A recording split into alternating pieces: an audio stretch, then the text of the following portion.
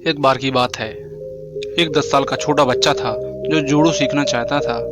अपनी लगन और इच्छा के चलते वह एक जापानी जूडो मास्टर के पास गया।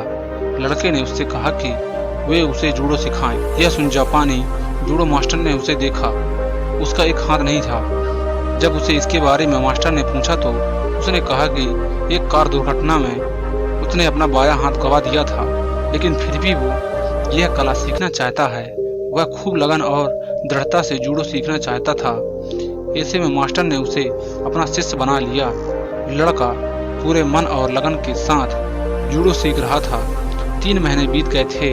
इतने समय में वह लड़का केवल एक ही मूव सीख पाया था। वह चाहता था कि और भी सीखे, लेकिन एक दिन अपने मास्टर के पास गया और कहा कि आपने मुझे केवल एक ही मूव सिखाया है, लेकिन मुझे दूसरे मूव भी आने चाहिए। क्या आपको ऐसा नहीं लगता? मास्टर ने जवाब देते हुए कहा कि यह एक ही मूव है जो तुम जानते हो। तुम्हें बस यही जानने की जरूरत है। लड़के को अपने मास्टर पर पूरा भरोसा था, इसलिए वह आगे भी जूडो सीखता रहा। कुछ महीने बीत गए। फिर मास्टर ने उस बच्चे को अपने साथ एक जूडो प्रतियोगिता में ले गए, जिसका पहला मुकाबला उसने आसानी से जीत लिया। दूसरे मुकाबले भी उसे जीत हासिल हुई। तीसरे मुकाबले में उसे दमदार प्रतियोगी का सामना करना पड़ा। वह लगातार हार रहा था, लेकिन उसने आखिरी में एक ही मूव का इस्तेमाल किया जो उसके मास्टर ने सिखाया था। इस मूव को देखकर सामने वाले ने हार मान ली। यह देख लड़का हैरान तो था, लेकिन खुश भी था। अब वह लड़का फाइनल में पहुंच गया, जहां उसका मुकाबला एक अनुभवी और मजे हुए खिलाड़ी से हुआ, जिससे जीत पाना लगभग नामुमकिन था।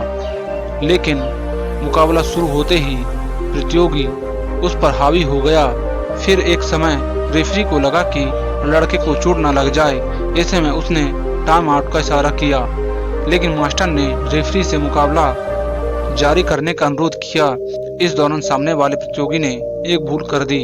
इससे लड़के ने अपना वही मूव आजमाया जिससे उसके मास्टर ने सिखाया था। इसी मूव के चलते वह मुकाबला जीत गया। वापस लौटते समय मास्टर और लड़का उस मूव की बात ही कर रहे थे। लड़के ने मास्टर से पूछा कि आपको कैसे पता था कि मैं केवल एक ही मूव के भरोसे ही ये प्रतियोगिता जीत सकता हूँ? मास्टर ने कहा कि 2 कारणों से तुम्हें जीत हासिल हुई है। पहला तो यह कि तुम्हें जूडो का सबसे मुश्किल मूव पता था। दूसरा यह कि उस मूव से बचने का तुम्हारे प्रतियोगी के पास केवल एक ही तरीका था, और वो था कि वो तुम्हारा बायां हाथ पकड़ ले। लेकिन शारीरिक कमजोरी के चलते यह नहीं हो पाया, क्योंकि बायां हाथ तुम्हारा था ही नहीं। हमें अपनी कमियों की शिकायत नहीं करनी चाहिए।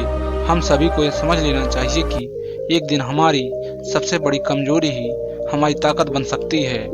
ऐसे में यह कभी नहीं सोचना चाहिए कि हम में कोई कमी है। हमें अपना कर्म करते रहना चाहिए। सफलता तो अवश्य ही मिलेगी।